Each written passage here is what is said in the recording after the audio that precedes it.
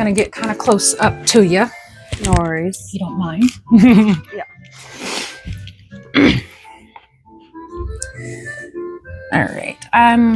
So I'm going to just introduce you as Selena. I'm not going to put your last name out there unless you absolutely want it. Let me turn this on. It's charging. We can start with whatever questions you have for me, and then I can, depending on time, start asking you questions about yourself. And kind of my premise here is to, one, not only answer your questions, but two, if there are people who have the power to hire you and they're watching, make you look good, make you look like you know what you're talking about, which you obviously do. But that way, anybody that sees this may be able to hire you off of it. Okay. Perfect.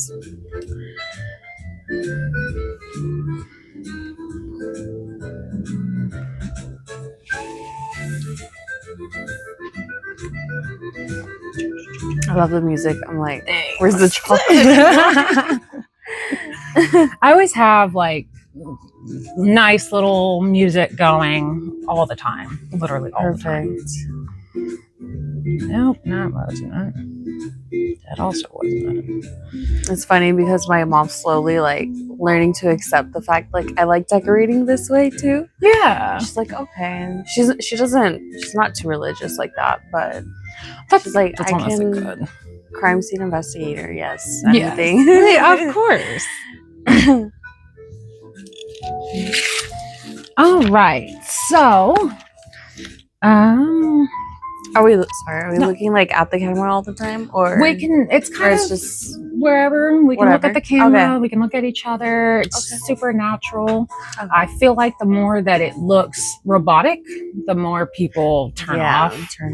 So I feel like it's just a natural conversation between two women who are interested in the same thing, just trying to get as much knowledge to you, to me, and to the general public. Because I had an interview with a girl who has a master's degree and still cannot get into the job. Oh, and so me and her sat That's where I start scratching. Like, I know. And so me and her have been talking about the different things, and so I want to answer all the questions that you have, and then I need to check that out. For sure. Her name is Gail, and she put on a really good podcast. It's like an hour and a half of her asking me questions, how to get into the field, what not to do, what to do, and anything in between. So that's so nice. Yeah, you're very helpful. I try to be, because there wasn't anybody there to help me. I'm a first generation college student too. Yeah. And so, oh God, you know the struggle. And so I didn't have anybody to ask. I had to learn the hard way. And so I wanted, now that I'm out, I'm like, I want to help people who have questions, as opposed to, I got in, I was like, oh shit, this wasn't what I thought it was going to be. Yeah. I made it 5 years. And to me, the good ones make it 5 years. So true. Because once you see a dead kid or two, yeah, it's gonna hit. It hits. Sure. It makes it real for sure. Yeah. All right. Hi, everyone. This is Christina and Selena, and we are broadcasting to you live from the studio. This is Bloodstains and Breakthroughs, because oftentimes your biggest bloodstains lead to your biggest breakthroughs. Selena has a bachelor's degree in criminal justice administration with a concentration in forensics. Am I correct? Yes. Awesome. And from what we've talked about, you want to be a criminalist. Is that correct? Criminalist. Okay. Yes. And what's your thought process? Like, what made you want to become a criminalist in the first place? So when I was about like 10 or 11 years old, every other weekend I would be at my grandma's place, and instead of watching cartoons, it was watching crime shows. And so she would pause at the scenes and ask me like, what are some clues that you can find? What kind of crime scene is this? And again, I'm only like 10 or 11, but learning as I go, and the terminology like stuck with me. The images, even though they were very horrific, I felt like I was just getting inspired of doing a puzzle piece and not necessarily like toys, but like using my mind in all of this. So it stuck with me. It feels like a passion. The more I keep learning about it, it just feels like I'm writing someone's last chapter and finding their answers. So that truly is just what keeps me going and motivated. I love that, honestly, because I think a lot of us that got into the field watched CSI and CIS and all of that, and we're like, oh, this is so cool. And then you get in there and you're like, is it as cool as it is on TV? Because I don't look so badass with putting on and off my shades, cracking puns. I didn't look that cool as, you know, Horatio Caine, but I digress. Was there a particular class that or case that made you kind of stop and go, this is exactly what I want to do? Or was it just all TV? No, so I attended East Los Angeles College since 2020, and I did have this mentor. Again, I was only taking administration of justice classes. So when I went to the club, the AJ Club is what they call it, and I had met Dr. Janice Kavanaugh, who is my mentor still today, and she has told me about forensic science. She started off as a police officer, and she has a whole list of, you know, of things in her life that she's done. But when she mentioned forensic science, I'm like, wait, like there's more to it? I'm like, every time I learn something in forensic science, there's like so many fields in it. And I'm like, wait, I want to do bloodstain analysis. Just different things. And I'm like, I don't know where to go now. And that makes sense. And that is the thing, the reality versus TV is that TV, they show like Dexter, he just really does bloodstain pattern analysis, or Bones just handles bones. And it's really surprisingly, you are all of it. Yes. And so when I was a crime scene investigator, not only did I work out in the field, I would then grab the evidence, bring it back, and process it in the lab. Now, and then I would also take the fingerprints that I found and analyze those as AFIS. And then we would hack into cell phones, which was fun. Not so fun some cases. But there was a lot of bloodstain pattern analysis. You get trained on a lot of it because you are it. It's not as individualized as TV leads you to believe. Yes. So that's what I learned as I go. Like when we do the hands-on, it's just a whole different ball game compared to what you see on TV. Like they missed 1 through 5 and they just went straight to like court, you know, without the evidence or anything. They do miss a lot of steps on TV, and that's one reason why even now, after being in the field, I still cannot watch the shows. I yell at it like it's TV. Like it's like a man watching football. I'm sitting there going, "What are you doing? There's no fingerprint powder on that brush. What are you fingerprinting?" That is so true. So I'm sure with your college experience and your knowledge that you see that too on TV. Yes, of course. Because people will ask a lot of times, is TV accurate? And I'm like, that's like asking a doctor if Grey's Anatomy is accurate. Like, no, it's not. It's not. Okay, so I did wanted to ask you a couple of questions. Absolutely. Since you went from CSI to having your own business, that's my end goal too. By the way, it's not like I know exactly what I want to do because I am telling myself, like, I'm thinking outside the box. I'm not just going to tell myself, like, one day I'm going to just be a crime scene investigator. I want to learn everyone around me working as a team. So I want to know their background too. Okay. I just want to sort of put my foot in anywhere. I'm like, open the door for me, please. But the hardest part is getting that door cracked just a smidge so you can stick a toe in there.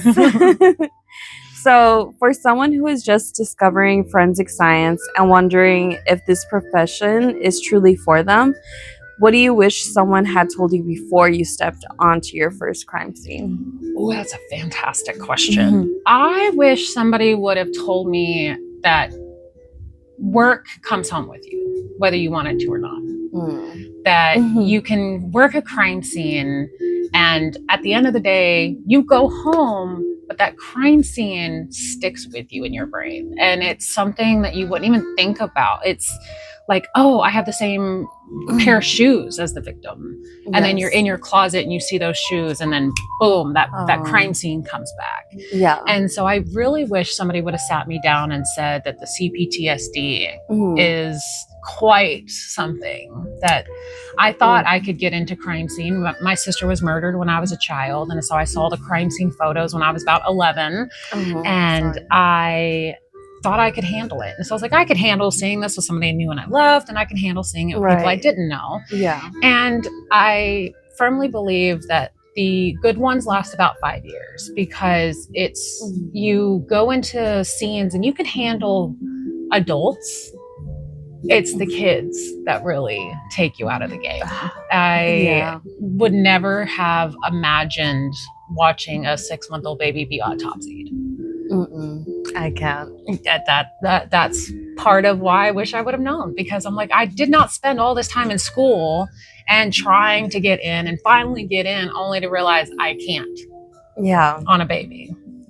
See, I didn't even think about that. That's very mind-blowing. Yeah. Because we're just thinking about like the adults, since we're the ones driving around, doing the errands, thinking about other things, and we just forget like the children. You do.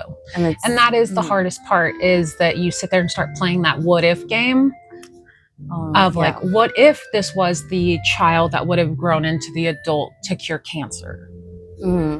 What would this child have been like? You know, and so you start, because you know the names of the victims when you're working it. And I have, unfortunately, yet very fortunately, my brain has helped me by nicknaming all of my crime scenes. So I have Shotgun of the Face Guy, I have Swiss Cheese Lady, that's 21 bullet holes in her, I have Hammerhead Lady. Okay. Like I have certain ones where I'm like, I know their names. If I have to say them, I know them.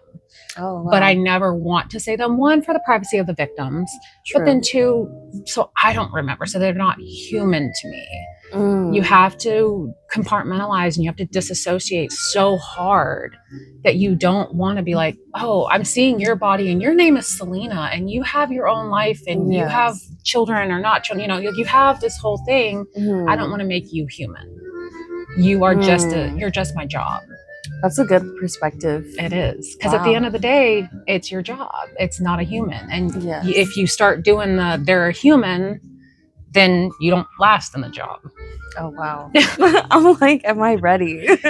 You are. Don't let anything that I say scare you or intimidate you away from the field, because that passion is there. And we need more people in the field with that passion than we do just because we need a job and I want the money. And the money's not so good either. I'm just letting you know. But definitely the passion's there.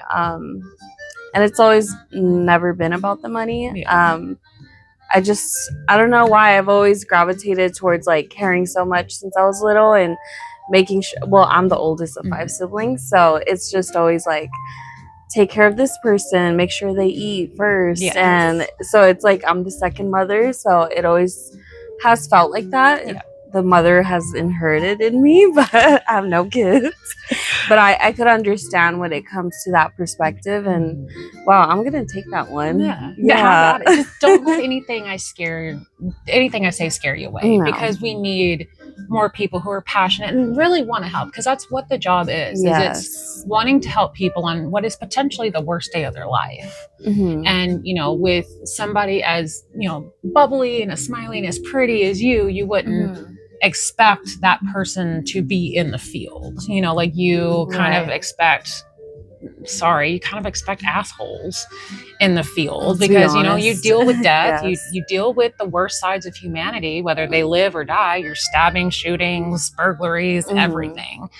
And so you start to become a little hardened to the world. And so we need people who are bubbly to come into the field. And one smile on someone's worst day may prevent them from making the day even worse. You know, because when you look at it, you go, okay, it's midnight. Somebody hears a loud boom and a wife has come down to her husband's brains all over the floor. She may want to take her own life a little later. So coming in with not only the passion, but the compassion of it, to maybe be that smiling face that tells somebody it's gonna be okay. You never know what people are going through. You never know at all. Yeah. And so that's where I always try to make sure I'm bubbly and nice and smiley, to where that may prevent someone from taking further actions, and that prevents me from getting called again. So it works out. Funny. So my next question is, what can education truly prepare you for in forensic science? And what can only be learned once you are actually doing the work? Ooh. I feel like the teaching of forensic science teaches you how much science and math there is. There's a lot of math in bloodstain pattern analysis. I hated math. And that's why I became a crime scene investigator, because I was like, it's science-based, right? Like, no math whatsoever. Wrong. You have to know trajectory and trigonometry and calculus for, shooting reconstructions, a bloodstain pattern analysis. You have to learn what the angle of a slope is. It's like, shit, I didn't pay attention in school. I didn't pay attention either. Yeah. So I feel like the schooling can teach you the actual generalized practices, but then once you get on a crime scene, every police department is different. Everyone has different rules, different regulations. We all have the same end goal, but how we get there may be a little different. And so learning on a crime scene how to handle certain things, and then no two crime scenes are the same.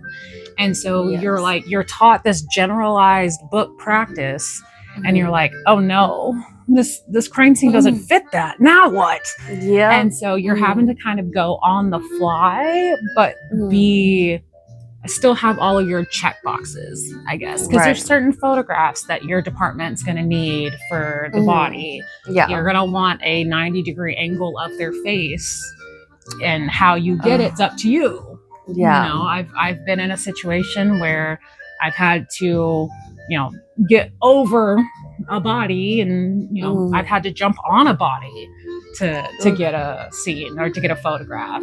It was a suicide that he was on the gurney as they were going. And I was like, I just need photos of his neck. That's all I need. And they were like, well, you better jump on. And I'm like, what do you mean jump on? Yes. And I had to jump on a gurney and straddle this guy to get a photo of his neck. I'm like, this is the wildest thing I've ever done in my entire life.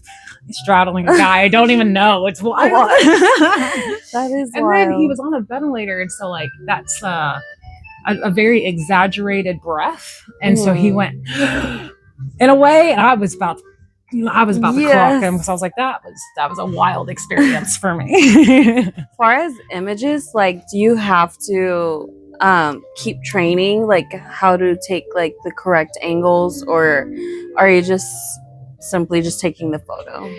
You have training on how your camera works, because you don't ever want to throw it on full auto and call it a day. You're gonna have to know what f-stops are, what shutter speeds are, and at what point you can no longer hold the camera yourself. And you need a tripod. So you get the basic overall training of what kind of photographs you do need, like overall mid-range and close-ups. But as far as actual instructions, that's all you just have to know what you're taking photographs of. And I've always been the type of person, I'd rather have too many photographs than not enough. Too.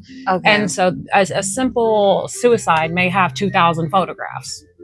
True. Another one I've had a full-blown homicide where I had like 20 photographs, because there wasn't a lot of evidence to photograph. It was outside, all this stuff. So there was different things and different scenes that you're gonna have more photographs of, but the general rule of thumb is take as many as you want. Take as much, because you only have one shot at this. Once the police releases the crime scene, you're done. And really, it's you releasing the crime scene, not the police, because the police are like, are you done yet? And you're like, no, I am not. Leave me alone. Do you want it done fast, or do you want it done good? Those are your options. Do they do that all the time when you... Is it true? Yeah, it's mostly the detectives that that will rush you because you do have different departments have different types of equipment. Okay. One of them is like Faro or Leica, which is a 3D scanner. So if you've ever gone on like realtor.com and you've been able to like walk through the house and hit those little buttons that, you know, walks you through, that is basically what a crime scene investigator does is with the Faro or Leica machine is it's a 3D scanner, and you're able to scan the entire crime scene and eventually and later walk through the crime scene. Yes. But those scans take like 5 minutes per scan, depending on how much, depending on how much detail you need to capture. Yeah. And so a lot of the times you are looking like you're not doing anything because you've set up the scanner and you have to walk away or you're going to be in your own photograph. And so you sit it and you go, and then you're sitting there talking to the detectives until you hear deet, deet, deet. And you're like, okay, got to go back and move it and scan another place for 5 minutes. And so a lot of the times it's that waiting period where detectives are getting antsy because they want to go interview suspects. They want to go out of the scene. Kind of wrap it up. Yeah. And I'm like, no, I want to be here because I got one shot at this. And if I mess up, there is no coming back. And then if I mess up, a murder may go free. And so it is a very heavy feeling to be on a crime scene because you know you can't have a bad day at work. You can't just be like, oh, I had an off day and this paperwork got a little messed up. Like, no. Other jobs you may be able to get away with that, but this one it's like you mess up once. Yep, there's no filter. There is none. And then you got to testify to it 3 years later, and then the defense attorneys may or may not be up your butt going, you know, you breathed wrong during this crime scene. Why did you do that? And you're like, I was just breathing. I don't know. And that was like 3 years ago. So hell if I remember anyway. Right. So my next question is, many students focus on getting their first job. What advice would you give them what advice would you give them about thinking beyond the first position and building a meaningful career? I feel like this is where I'm at. I believe that obviously you want to get your foot in the door by any means possible. Don't lose sight of why you got into it in the first place. Like a job will replace you before your body's cold. Any job, especially crime scene, because crime scene, criminalist, all of it is you have to continue to go. Crime doesn't stop. So you can sit here and dedicate the next 20 years of your life to the job, and you've made a major difference in those 20 years, but you'll never rid the world of crime. So you're really not making as big of a difference as you initially wanted to getting in. Yeah. So you have to hold on to why you got in it, and then hold on to the fact that you are helping give people who don't have a voice anymore a voice. And so hold on to that because there's a reason why you got into it. And don't lose sight of that just trying to get in. Yeah, I can say like from my point of view, I felt like there was times I did want to just to give up because I'm like, you know what? Any position at this point. Yeah. But I'm like, no, wait. The next day, I'll be like, look at all this knowledge certificates that I have. Yeah. They could only speak so much. But I do understand, like, I grew my voice in this field, too, and the confidence that I have and the forensic organization I'm in. So I'm also, like, advocating on mental health. I feel like that's just super important. When I did my first presentation last year in the forensic organization, I had some, like, very few people, like, cry. Yeah. And they're just like, what you're doing is, like, super important. You know, there's not much credit in the job. And this is where I'm like, okay, if I'm being called to do this, then I will. But another thing is like not giving up, going back to what you said and what was my main purpose of starting that first class, that first semester. I'm like, oh wow, like younger me is proud. Like, that's amazing. I love hearing that. I love that. I'm like little me when I go back to 10 or 11. Yeah. I'm like, you're doing exactly what you kept watching. Yeah. I mean, I've always just told my mom too. I know I was so little, but I'm like, Mom, I want to help the dead people. That's amazing. But you know, I was just wow, like a little girl with a big dream, and now here I am. Like, that's amazing. yeah. I love it. I love when women are connected with their little girl inside of them. Yes, That took me important. a long time to reconnect with her. And I'm like, Right. I start realizing, I'm like, damn, 7-year-old Christina would think I'm such a badass. And that's why I have this sign, who's the baddest of them all. Love it. Because I'm I like, love you know what? I'm pretty badass. Like, the little girl in me thinks I'm a badass. I don't care if anybody else thinks they're not. They're probably like, this girl's so fucking cringe. But I'm like, no, the little girl in me is so proud. So I love hearing other women. Yeah. And, from my little girl to your little girl, I think you're such a badass. Thank so that's you. amazing. I'm proud of you. You know you are. You know you're badass. But thank you so much for that advice too. That made me reflect the little girl in me, and I'm like, wow, like look at us doing this. You know, it's like big steps. It is. They're not like little milestones. Yeah. And I think there may be something. So you mentioned earlier about me going from crime scene investigator to my own business, and that may be something you want to do at some point. Yes. I will say, as a crime scene investigator, back when there was zero mental health resources. Oh, wow. Zero. I think it's just now kind of becoming a thing where they go, oh shit, CPTSD is a thing. Oh shit, the people who see the dead, somebody's got to see it. And so it's the questions that we get a lot is, oh, what's the worst thing you've ever seen? And I'm like, okay, do you want to talk about the worst thing that's ever happened to you while you're eating? Can you not ask me that question? Yes. But having that mental health resources for people like us would be so incredible, because we are dealing with the absolute worst, and you have the knowledge of what we deal with plus the mental health resources. Yes. I became a trauma-informed coach not too long ago. Because I understood my life has been nothing but trauma, and I've had to learn how to thrive after. And I realized that we all know how to fucking survive trauma, all of us, whether it's death, divorce, addiction, sexual abuse, whatever it is. We all have trauma, and we all know how to survive it.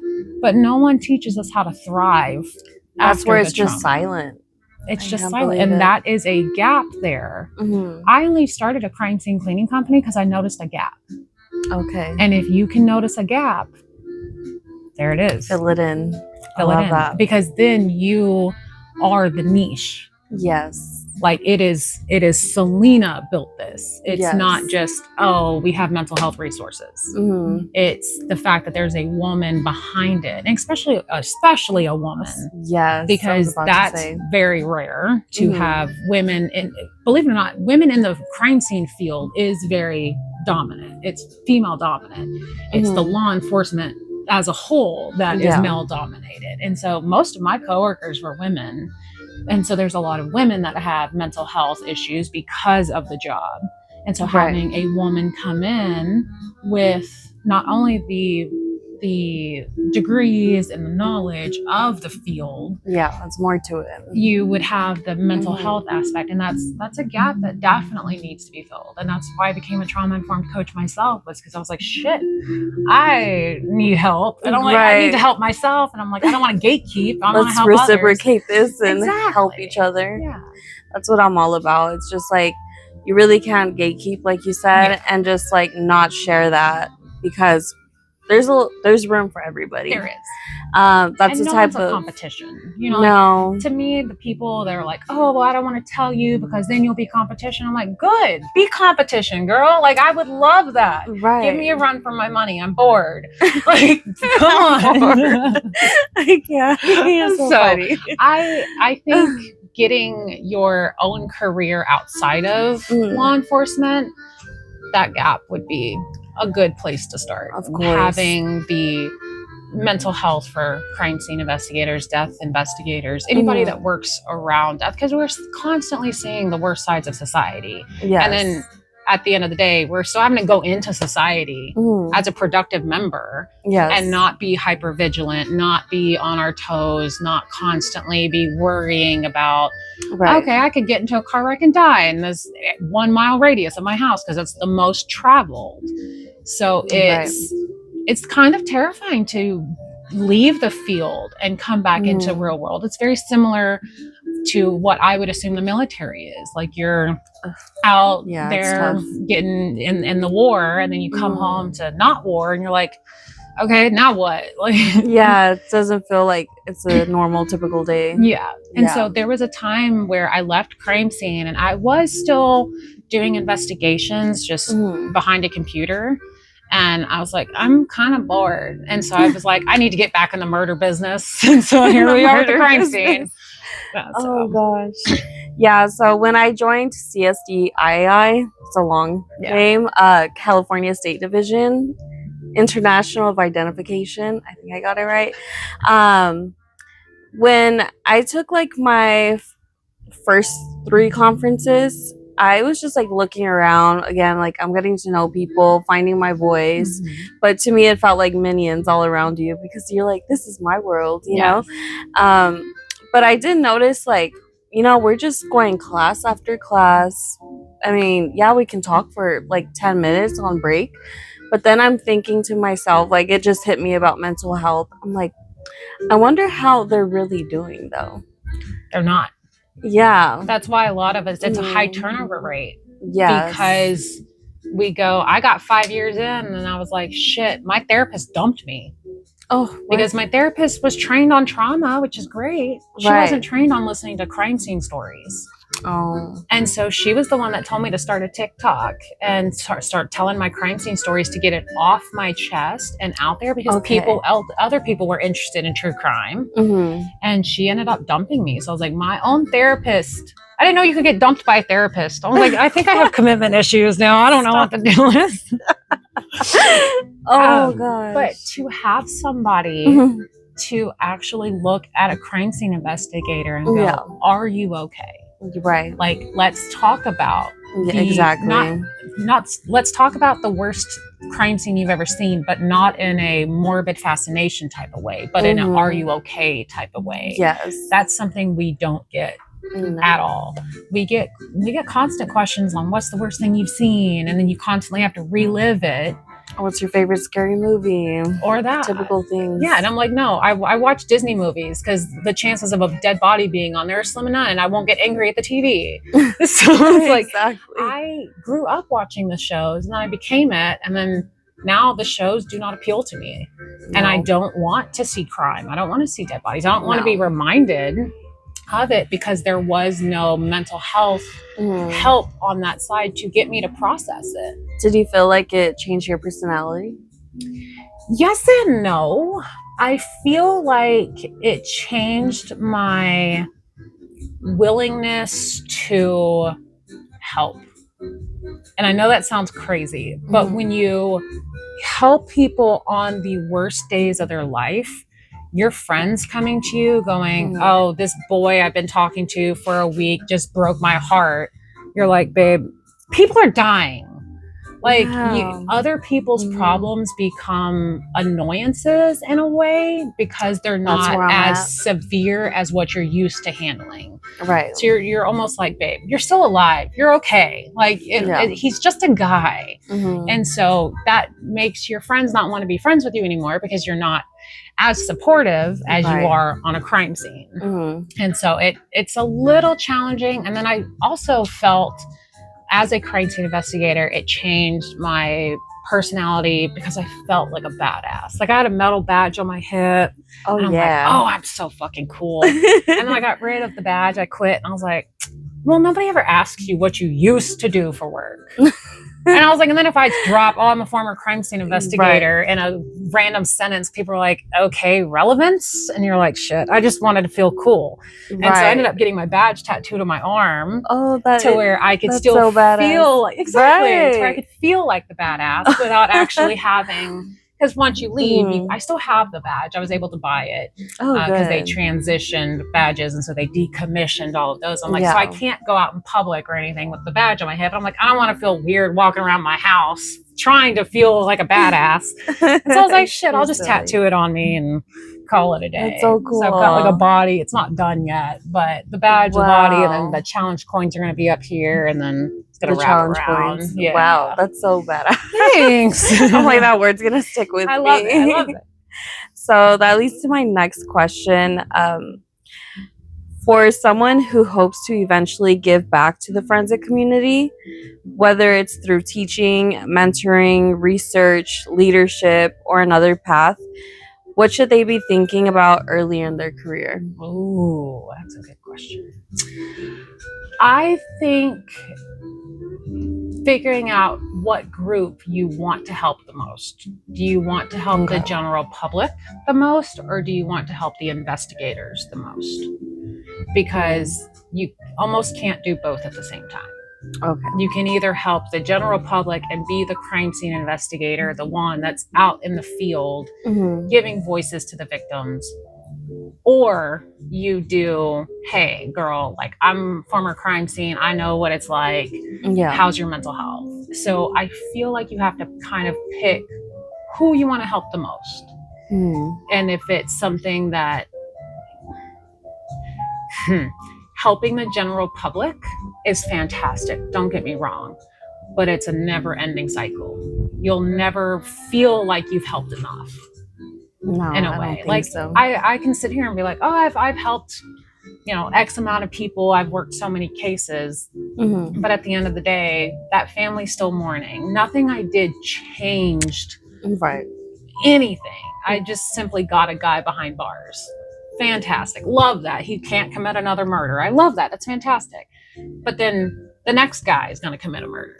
And you're like, shit, my job's never done. It never ends. And so you never really finish the job. You never really feel complete at the end of the day. And especially because there are times where it takes years for your crime scene to be complete, to get the answers. And so you're kind of having to sit there on these feelings of incompleteness versus having somebody that has been in the field and you're helping with their mental health. Eventually their mental health can get better. Right. Versus a crime scene really never gets better. Okay. I'm like, I gotta keep that in mind. That was good. I mean, it's a sad reality that you almost never feel complete. No. And it's not until you hear the guilty verdict that you're like, okay, I can breathe now. And so it's kind of a interesting avenue to be a crime scene investigator, because everybody else's job ends at 5 p.m. and yours is 3 years later and you're still on the job in a way. I was about to say, I'm like that long period of time and it comes back. Yeah. Just the memories, the pictures, you have to go through it, over it. Again. So yeah, and then you can smell photographs. Oh. Wait, see, I did not know that. I did not know that. It's so funny. I really did not think I could just smell photographs. I'm like, what do you mean? But then I'll look at crime scene photos because, it's on TV and stuff like that. I'll look at decomp photos and that smell, because decomp of a body is a smell you'll never forget. Right. And it's the same with burning flesh. You'll never forget it. And it's one of those, if you smell it again, you'll know. And when you know, you know. Yes. But you will, when people ask me like, what's the worst crime scene I've ever worked, I can smell it when I start talking about it, because the brain remembers, and what your brain doesn't remember, your body does. Your body keeps the score. And so I will just instantaneously start smelling something and I'm like, oh boy, I'm like, I know that smell. That's so funny. So you've experienced the aftermath of crime from both the investigative side as a former CSI and then the cleanup side of the industry. How has seeing both sides changed the way you understand the people behind the evidence? Ooh. So I think as a crime scene investigator, I was more focused on the scene. I was more focused on the body. Okay. It was getting as much information as I could within a short amount of time frame, getting it documented as best as I could, because in 3 years, I'm going to have to refer back to this. And do you remember what you did 3 years ago today? Nope. I have no idea either. And so the only way to know is off of your photographs, off your report, off your documentation. As the crime scene cleaner, I'm now more focused on the space and not the body. I'm more focused on the families, the emotions, the getting you back to your normal everyday life, because you woke up one day and your husband's brains are all over your floor and your kids are about to come in and you don't want to scar the children. And most of the time it's the families that find the victim. And now it's up to the families to clean up. And it's like, well, I don't want a mother having to clean up the brains of her own kid. Like, that's so beyond fucked up. Yeah. But at the time, as a crime scene investigator, I was more focused on the kid rather than the scene. And so changing perspectives and changing careers has made me have to focus more on the emotions. I had to compartmentalize as a crime scene investigator. And so now that the body's gone, before I get there as a cleaner, I'm now focused on the space, which is giving me the ability to then become a trauma-informed coach, to where as a company, we can clean up the physical space, but then we can assist in the mental and emotional space as well. Because I firsthand know what it's like to be the family, the investigator, and the cleaner.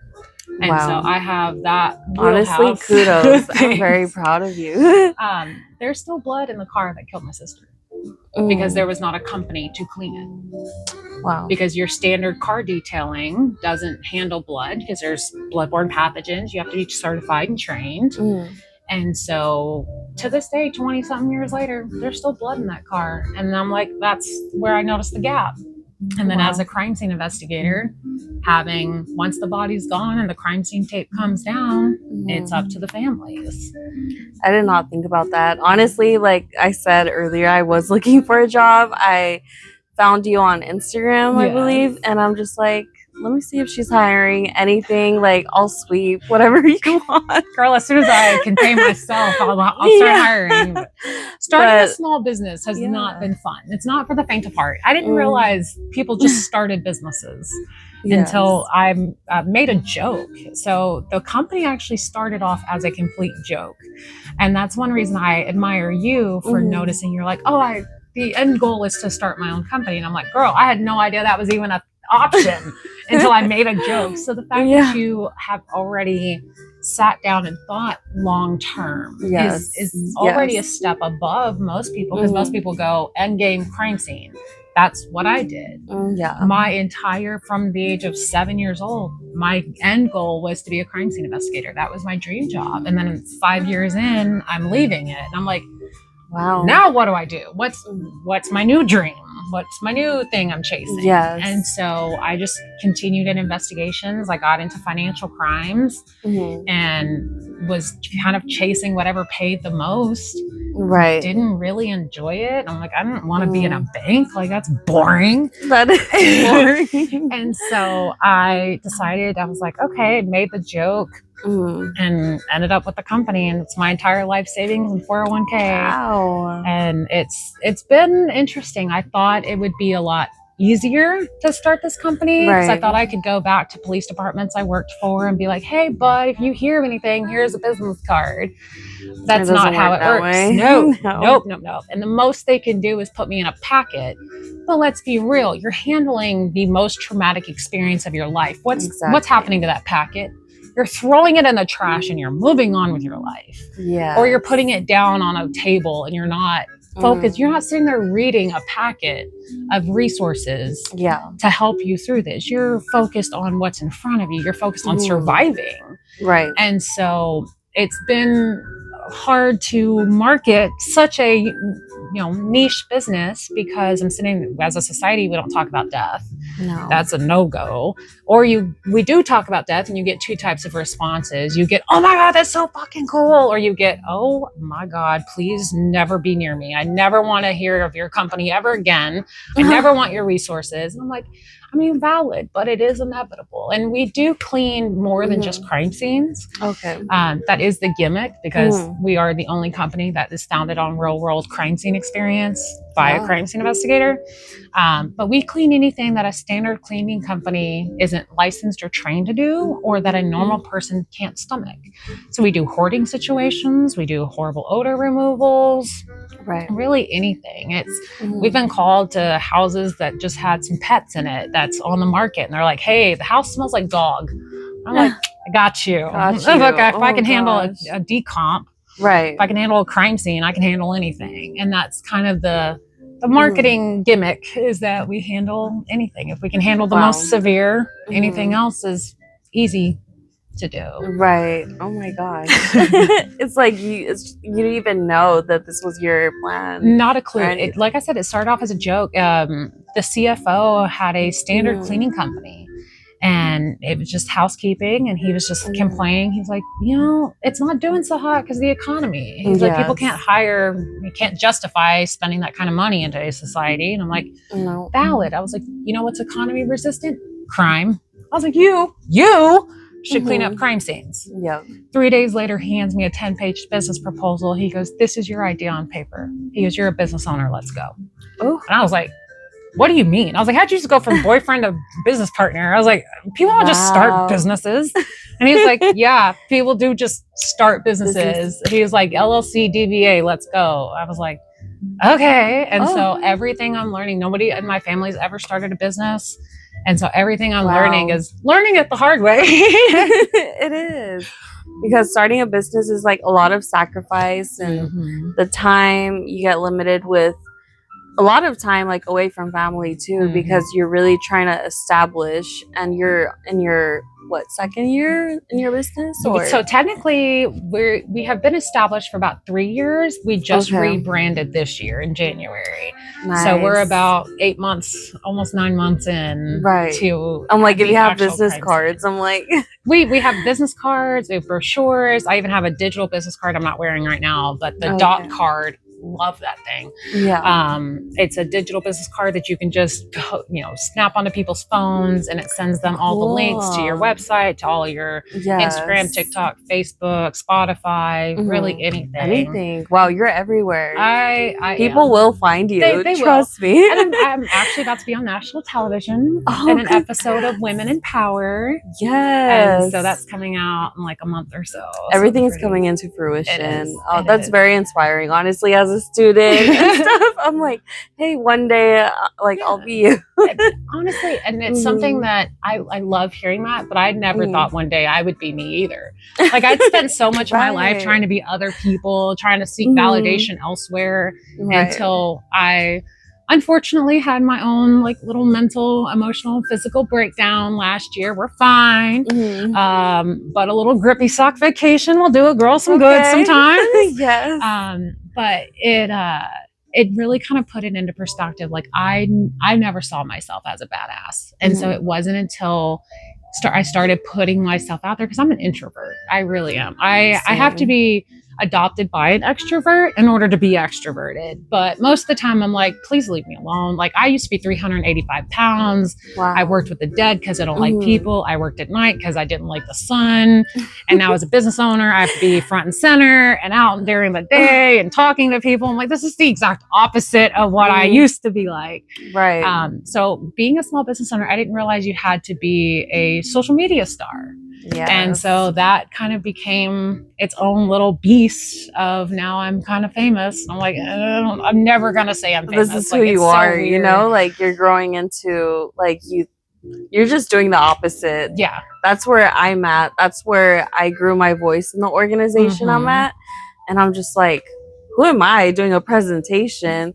Who am I, like, trying to set up a booth? Imposter syndrome. Yeah, I'm just like, wait a minute. Like, who the hell do I think I am? I know, but then, like, you called yourself a badass. That's why I'm like, it's going to stick with me. Yes. It's going to be Christina the badass. Yes, I love it. I even started just to make it official. So I saw it all the time. My Amazon packages are B.A. Christina. It's badass Christina. And I'm like, I'll take it. So every time I open an Amazon package, I'm like, I'm a badass. Yes. As I, Christmas morning on Amazon packages. That's so funny. But it's a subtle, a lot of people say fake it until you make it. And I say fake it until you become it.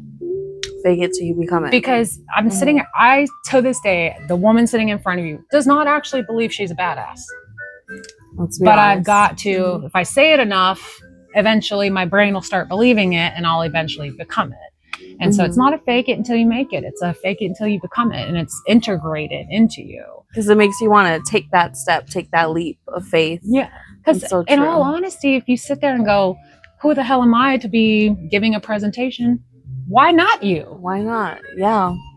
That's so true. We just got to take risk, honestly. And that's what it is. And the people that are going to be the naysayers, if I don't want their life, I'm not accepting their advice or their criticism. Like, if I wouldn't want to trade lives with you, I don't care what you got to say. Yeah, just take the punch. Exactly. I'm like, I'll take it square on the jaw. I don't care. Like, I will eventually get where I need to go, and it's a bet on yourself type of situation. And so from one badass to another, why not you? I would love to hear your presentation. And Texas has their own version of TDII. They do. Yes. Yeah, I just remembered. I'm trying to network around here. Yes. So if you know people, let me know.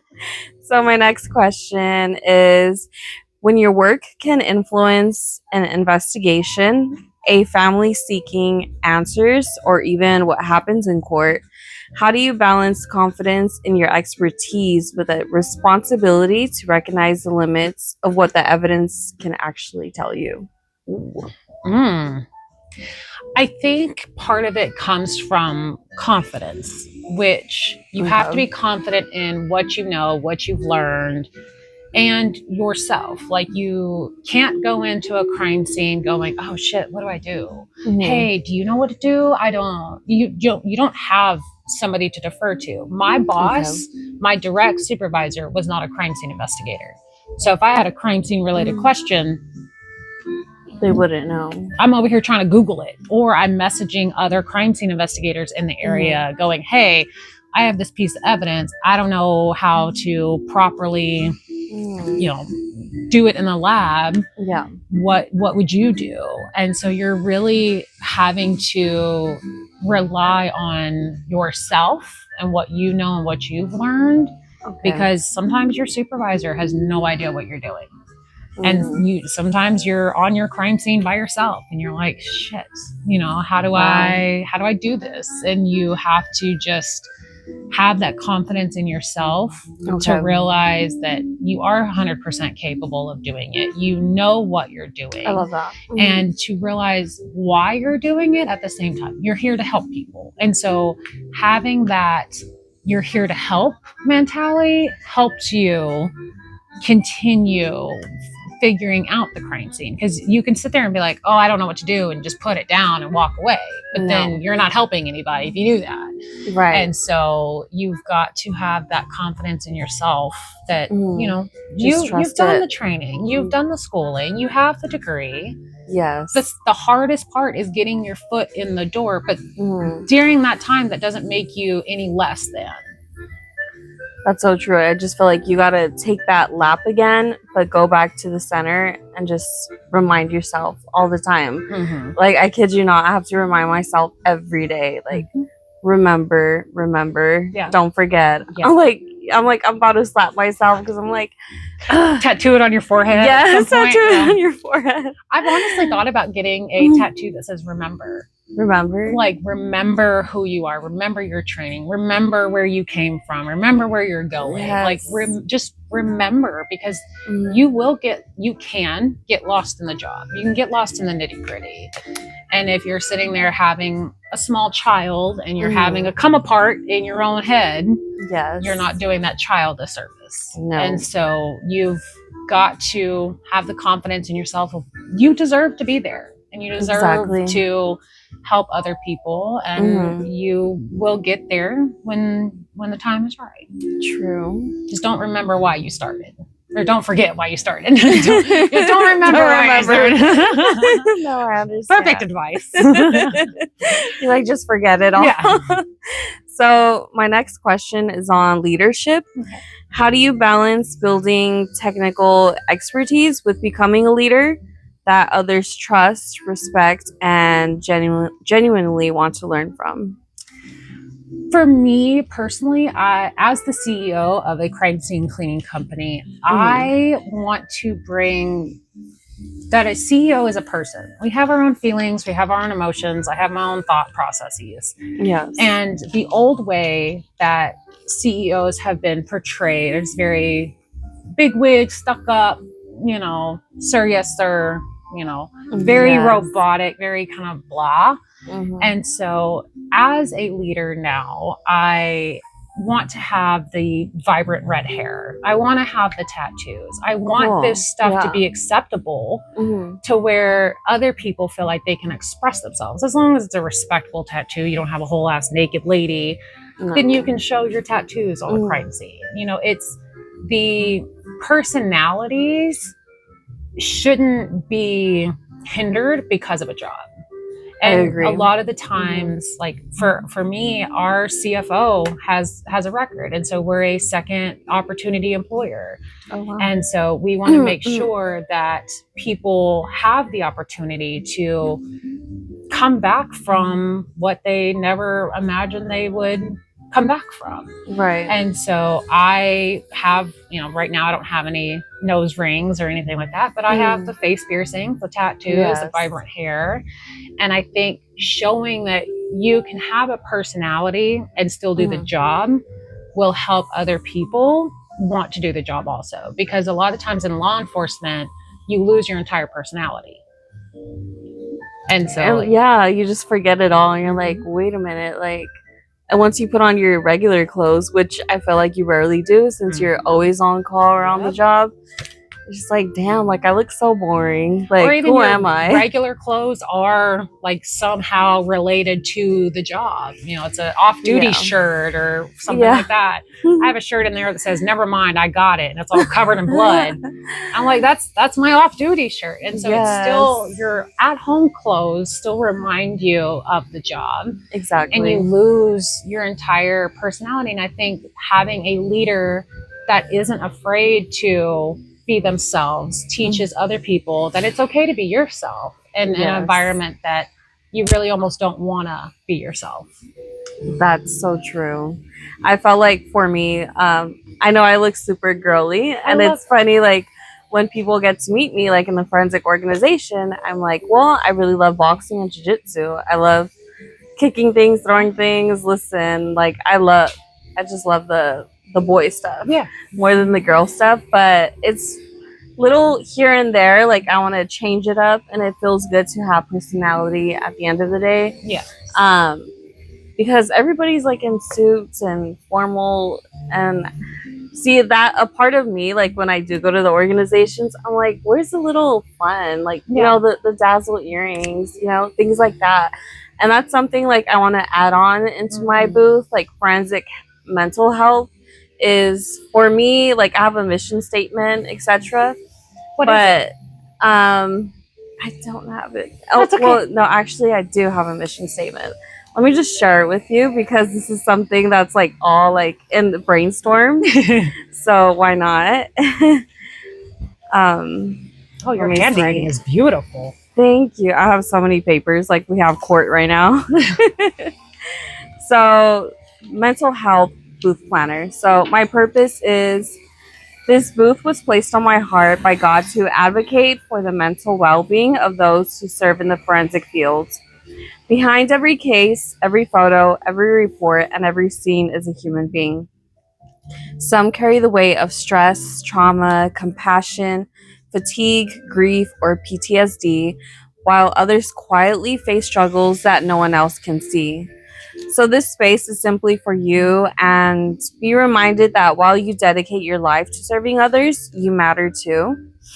My mission statement now is, our mission is to advocate for the mental well-being of forensic professionals and students by creating a community where people feel acknowledged, supported, and encouraged. We believe that behind every badge, every lab, every case, or taking your first steps into the field, we are all in a unique journey, growing at our own pace, yet united by a shared passion to serve. I love that. I just feel like it's super important to have that mirror back to you and just remind yourself like, this is me. This is me doing it. Not just looking at your partner, your team, and just on the go, constantly on the go. I can do that to myself where I just like start brain rotting, and then I'm like, no, like, let me look at myself and remind me like of why I'm doing this and just who I am. So this is like the gap that I'm filling in right here. As a small business owner, yes, that is where you need to be. I know you said criminalist, and I'm fully supportive of that. I want to help you get into that. But that is a gap that needs to be filled. And that I would support that. Yes. I would back that. I would join that instantaneously. Because there isn't anybody to hold the mirror up to you, and you're seeing the worst sides of society, and you start to feel gross in a way. You start to feel corrupted in your heart, in your soul, even though you're helping people. You could also be helping criminals, you know, so you kind of feel in a way at the end of your career, you're exhausted, you're burnt out, you kind of hate everybody, you hate everything, you're kind of like, you fuck them and fuck everyone. And so there's a very good movie called Code 3. It's more about ambulances and paramedics, but it really hones in on the burnt outness that you can get. And so this is a definite gap that I wish I would have thought about. I'll be honest with you. Like, this is more my niche than cleaning up crime scenes. Like, I don't want to clean, you know, but and I'm big on mental health. So like, this is something that needs to take off. And this is something that can be presented at things like IAI and all of that as a booth to help people, because like I said, my therapist dumped me. And so if I can't be the only crime scene investigator out there that has gone to a therapist for mental health and was like, no thanks, your mental health is too fucked up for me. And so to have somebody being able to show that, hey, you're doing a fantastic job. We all have the same mission, is to help people, and let me help you help others. Exactly. And so this is a beautiful, beautiful model. And I want you to get into what you want, but I think that's a gap that needs to be filled. And I think you would be the perfect person for it. Yes. I mean, I felt like this was just another calling right when I was just like, all right, like, there's so many things in the field. Like I said, I don't know what to choose, but I just started applying to jobs. That's the chapter I'm in right now. At first I was looking at internships, but when I did a ride along with the deputy coroner, they were like, listen, you don't need the internships. You got all of this listed. You're doing something for your organization. I still have my mentor, Dr. Kavanaugh, like under her wing. I'm under her wing, and she's just telling me the same thing. Like, at this point, you know what to do. You do. So all this leads to is like trusting yourself and the word remember. I think that'll forever like be in my heart, and like be the badass. So that's like your unique path, your unique words, you know what I mean? And this is where like I want to take that step and just be like, yes, like here's your mirror, like you are badass. Like I feel like I'm the type of employee where I like to say stuff where it's not said. And just like how you are, like with your voice, you're like, somebody's got to clean this up. Somebody's got to look at it. Somebody's got to clean it. We and can't I would like rather dismiss me it. take on the trauma than, you know, the family, someone else like that. And so that personally, for me, if I'm sitting here willing to take on that trauma, somebody's got to help me at some point process that trauma. It's like a chain. And there's no one that I know of that is capable of doing it except you in this business. So I honestly think if you were to take this business model and put some investment in it, some time in it, you know, some networking into it, like you've got a full-blown crime scene investigator here that's wanting to join and be like, here's my money, take it. I don't even have money to give you, but I'm like, I want to join it. So that is a genius business model, and I love that. Thank you. Again, this is like the brainstorm hasn't been released yet, but you know, it will. It will. It all starts somewhere, and mine started off as a joke, and here it is. You know, business on national television. So you got to start somewhere, and right now it's a piece of paper. But in a month, it may be an LLC. And another month, it may be a DBA. And another month, it may be more networking and getting the name out there. Maybe business cards. Right. You've got to, if this is something you are passionate about and want to do, it all starts with little baby steps that seem unimaginable. The baby steps don't even seem like they do shit.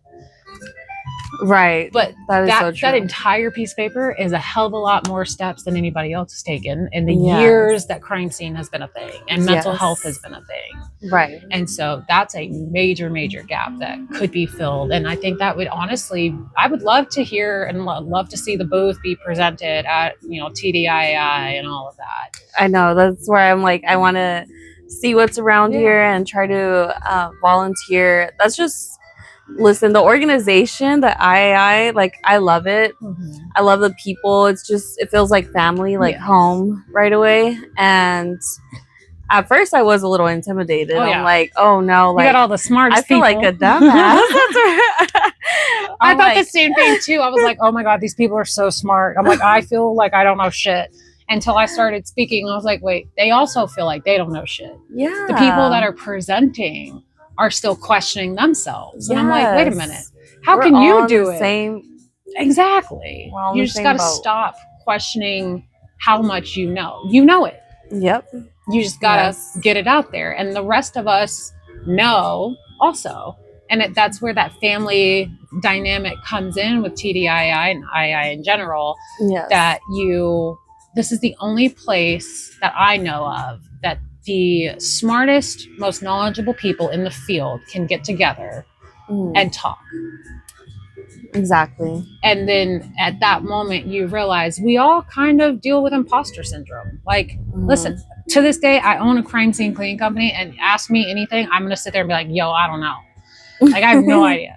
And so, but that's not actually true. As soon as I get to a crime scene, I know exactly what to do. And so it's almost like riding a bike.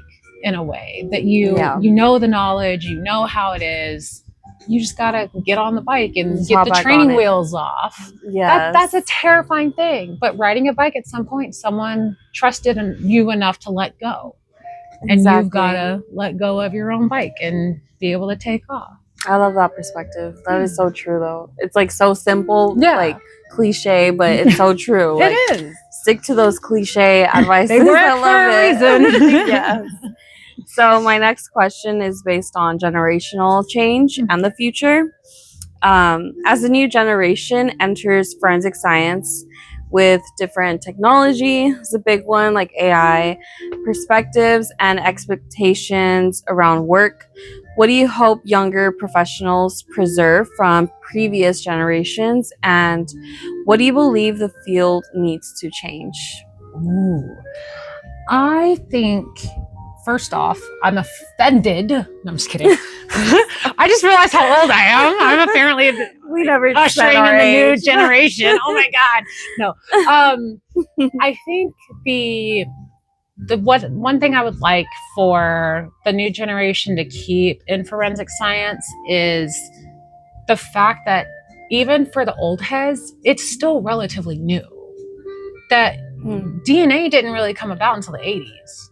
And I was born in the 90s. So like everything I know is relatively fresh and it all changes. It's from what I know now is probably not entirely accurate as to what it is today, because now I've kind of been out of the game a little bit. I think having the base knowledge of you are there to give the voice to people who have lost theirs is what I would want the new generation to keep. As far as the new technology, I'm ecstatic and excited to see all of the new technology, because when I was a CSI, I was operating on equipment that was manufactured in 1956.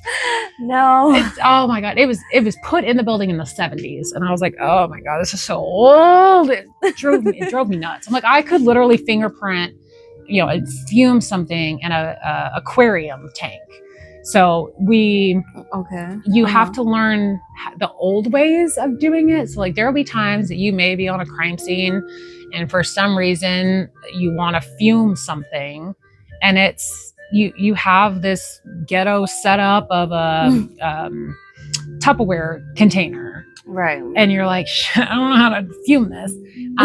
But then with advancements in technology like AI, I would be cautious. I would definitely be cautious to the new generation about using AI to write reports. Oh, yes. One, you cannot put in any personal information. But two, where does AI keep their content? Like, who's reading all of this at the end of the day? Like, Yes. you and we all sell the data and stuff like that. But that data, where is that data going? There's no privacy. Yeah. And so I would definitely warn the new generation to leave AI out of it. Especially because, one, you cannot alter your photos in any way. You can't use Photoshop. You can't use AI to advance it. You cannot alter. You have to have a raw image. And so most of the time in your photographs, you will have the actual raw image, and then you'll have the JPEG that it comes with. Okay. And that's to prove that you did not alter anything. There's a thing, if you mess up a photo, there is no delete button on your camera. Even though it's there, you're not allowed to delete it. So I've had some photographs of my toes and my feet in my crime scene photos, and I'm like, I can't delete it, sorry. Right. So not using, as much as a society as we are relying on AI, not using it in crime scene would probably be the best, because AI can only catch certain things. And like what you said, you and your grandmother used to, she used to pause it on a crime scene, make you analyze it. Yes. AI can't do that. And so it's, don't lose your humanness because of advancement in artificial intelligence. That's so true. Yeah, because the technology is just developing, growing, and it scares like other people away. I do talk about it with some of my colleagues, and they're just like, well, what about in court? You know, because they're trying to like get out of that, you know, their little shyness, and just like, well, you know, AI's kind of got me. It's like, no, this is where like us humans, we're not going to be using our brains anymore. And I don't want to be a brainless ass, like, at all. So I do feel like AI does need to be talked about, like if it's growing in the field, because supposedly it's going to take every job position. I'm like, I think I think it will take every job position, make it harder, and then everybody's going to be like, oh, AI isn't as good as we thought it was. Hey, let's hire all the humans back to fix what was broken by AI, which wouldn't have been broken had we just left it alone. Right. Because that's what I saw. Like when I left financial crimes, they started laying off people because AI could then read all the financial crime stuff. And I'm like, that's fantastic. Yep. Wait until AI messes up and there's a big hoopla about it. Right. And then now you're having to hire everybody else to come in and fix what AI broke, but it wouldn't have been broken had you just kept AI out of it. Right. I'm like, that's a different ball game, but I am doing like my research with technology on like DNA. I just feel like, I'm like, I really don't want AI. Like, I just want to push it to the side. That's what I want to do. But researching and doing all of this is like, ooh, it's a little scary, but somebody has to talk about it. Yeah. You know? And I think having somebody like you who's big on mental health, because a lot of people use AI to talk as a therapist. Yes. But then AI is kind of telling you what you want to hear versus what needs to be heard. Yes. And so having that AI discussion within your mental health for crime scene investigators, because if my therapist dumped me, clicked right now. If my therapist dumped me, the next best opportunity I'd go is ChatGPT to talk about my crime scenes. Yep, and they'll just agree with you. And then they're just going to agree with me and tell me, hey, yeah, you have CPTSD. That sucks. I'm like, okay, now what? Thanks for pointing out the obvious. And so integrating AI into that business model discussion would probably be really good, of like, hey, are you using, that could be like a hook. Be like, hey, crime scene investigator, are you using AI as a therapist? Let's not use me instead. Type of vibes.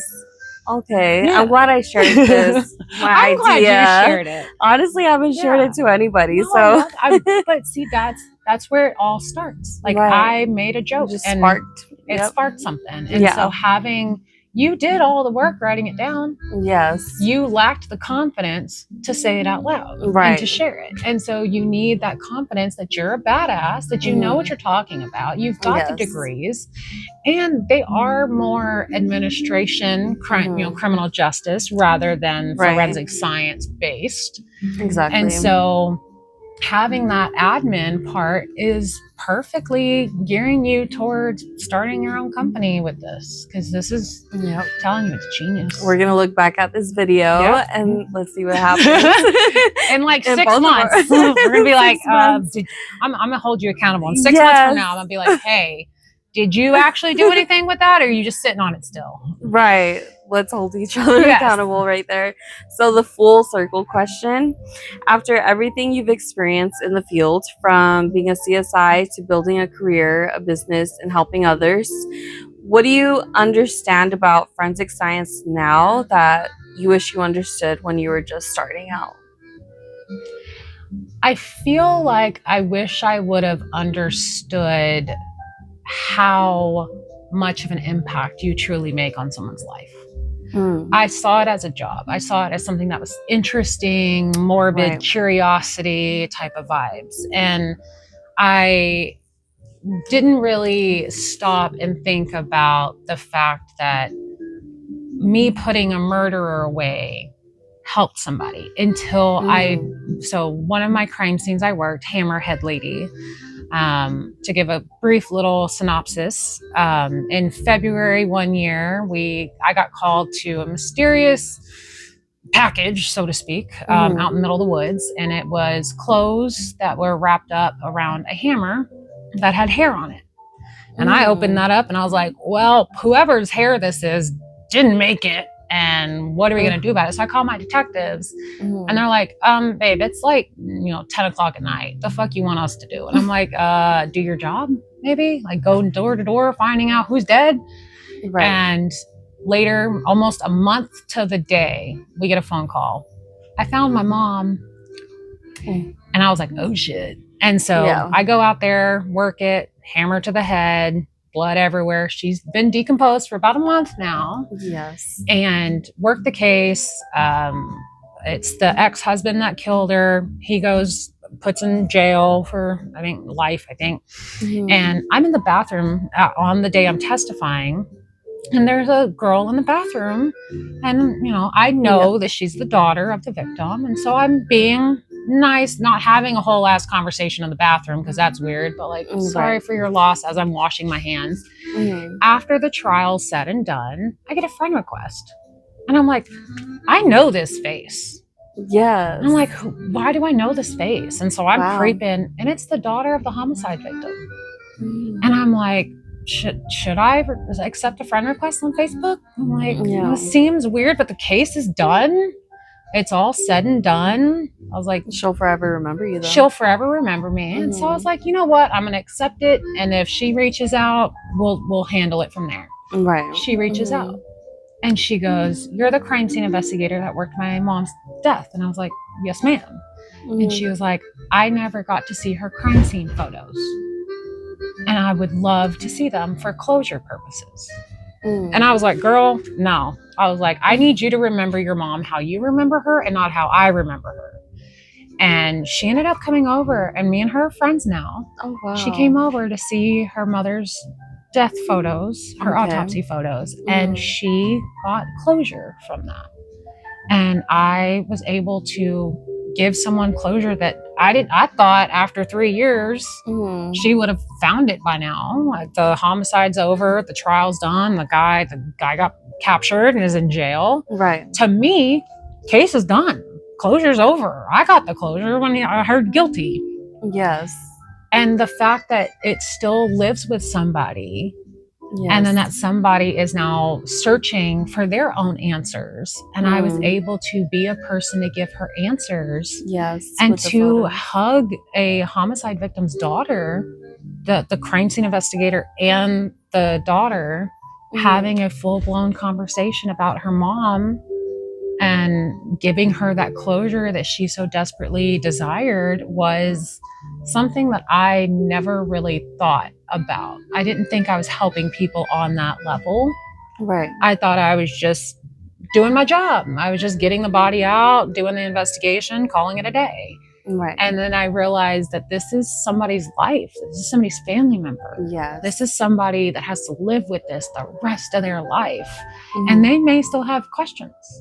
And I'm the one with the answers. And I'm like, I just don't know who or what you want to know or why you want to know it. But I'm here to tell you if you ask.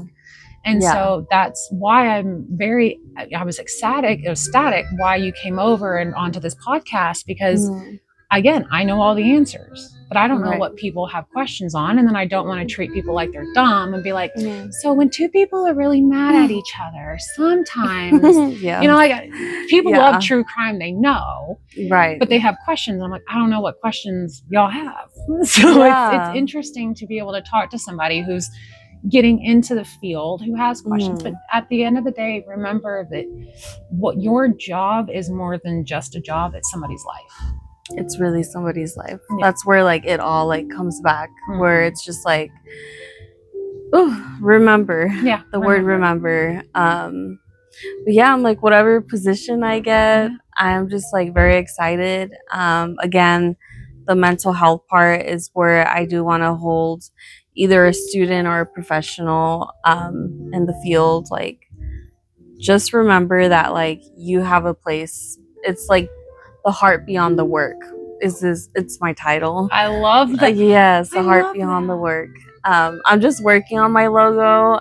It's all new to me, this idea. That's so, girl. Yes. I love it. And I'm like looking at the skulls right now. I'm like, maybe I could add a little image right there, the heart beyond the work. So yeah, I'm getting all that set up and ready with my mentor, Dr. Kavanaugh. She's been an amazing instructor and just everything in my life, you know. So I could only imagine with that victim, like in her, like the family too. It's just like the way she's looking at you is not just like, hey, like I need to bug you for answers. I see it like she's looking in a way like you're just my person. And it's like funny to say that, right? But it's just like, you're gonna be my person now, and that you guys are friends. And that's actually like awesome to hear, because the connection's more surreal, and that's why the heart beyond the work is what matters. It is. Yes. And I think that would be a beautiful title for your business. I'm just saying. Yes, I'm sticking with it. It honestly, it puts it into perspective, because at the end of the day, we all do have a heart. And we all have feelings. Yes. And you can sit there and say, oh, I can compartmentalize and it doesn't mess with me. But at the end of the day, at some point, you've got to admit to yourself that this shit fucks with you. It does. And you've got to get help. I developed a whole ass chronic illness that almost took me out of the game, almost died. Doctor said I needed a feeding tube and shit, because I kept swallowing my truth and I never really got it out, and trauma lives in my gut. And so having a company like this would have been beneficial, and still to this day would be super beneficial to anybody in the field, because we are all trained to be robotic. We're all trained to do the job. We're not trained to have a heart behind it all. Right. So I love what you're doing, whether you get into criminalist or whether you get into starting your own company. Either way, you're going to be super successful. Like you seem grounded. You seem like you know everything. As far as the knowledge goes, the real world crime scene experience is a different beast. But at the same time, you don't necessarily have to subject yourself to that in order to start this company and help other people. You can still be like, hey, I know the science behind it. I know the math and all of that behind it. Right. But you being able to see a crime scene investigator beyond just their title is beautiful. Because we all get questions of, oh my God, I wish I could do your job. And you're like, no, you really don't wish you could do it. Because we all have a reason we got into the job. It's not for the great pay, the wonderful hours, and the amazing clientele, and the awesome smells. Like, there's a reason, and it's most of the time it's a very personal reason why we got into the field. Like, my sister was murdered. I know a few coworkers where they have seen murders throughout their life, and that's what sparked it. So we tried to become a crime scene investigator to kind of heal that part of us. Yes. Because that part of us never really got to be expressed. Mm-hmm. And so we just kind of pack on the trauma on top of our trauma. But then we go to a trauma therapist and the therapist is like, you're too much. So to have somebody that sees beyond the scene, beyond the title, beyond the job. Exactly. Is something that has never really been done before. A thing, yeah. So I just feel like if I'm waiting for opportunities, I gotta create my own opportunity. I can't just sit and wait. Like, I think that will like blow my mind. And I will say, I've had another podcast guest on here who has a master's degree and still cannot get into the job. And she's currently working in chemistry and stuff. Wow. And so I encourage you and implore you to continue to apply. It is super cutthroat. It may or may not take off. But in the meantime, work on that. The business, yes. And if that takes off faster than getting into criminalist, then so be it. I think it's beautiful. And I think that's a gap from one person who saw a gap to another person who sees a gap. I know. Do it. Oh my gosh. I'm like, it's not a coincidence. It's not. And it's no one else has thought about it. Yes. Literally.